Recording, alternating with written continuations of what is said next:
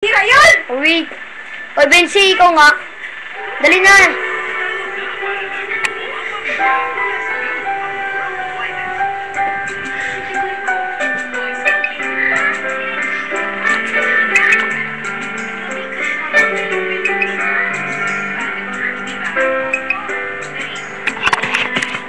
Ang serious told na ikaw ay nabit na pahanga ako sa taglay ng bait. Ikaw ang guest ko sa tuwing birthday, pati sa room ko ikaw ang display. Di ka na nawala sa alaala, ikaw lang talaga at walang kagaya. Ikaw ang gusto ng mga friends ko at di ko alam pati parents ko. Ano ba ang meron ka nawala sa iba at napapangiti pag nakita ka na sa mga poster at maging sa TV? Inaabangan ng iyong movie. Bata pa ako noon nang maramdaman ko to. Ayoko ng iba, ikaw ang gusto ko. At sa aaminin ko, maniwala ka, mas gusto kita kaysa kay Darna.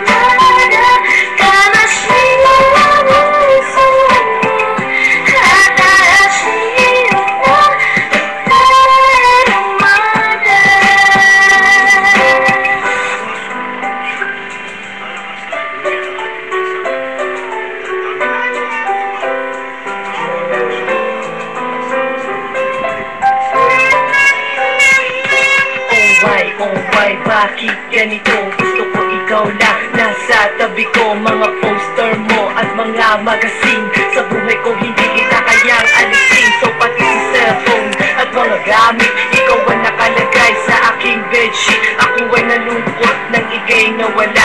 Ano ba ang mali na aking nagawa? Pakiusap naman kahit nasa dali, para lang mapawi ang mga pigani. At muling bumiti at di na umiyak. Magpakita ka lang, gusto kong matiyak na buhay ka pa rin at ika'y malakas. Gumawa ka ulit ng mga palabas at kapag bumalik, ngingiti ng pusa at hindi ako magmamahal ng pusa. You were always gonna be my love. Isuka, talaga tuman ako.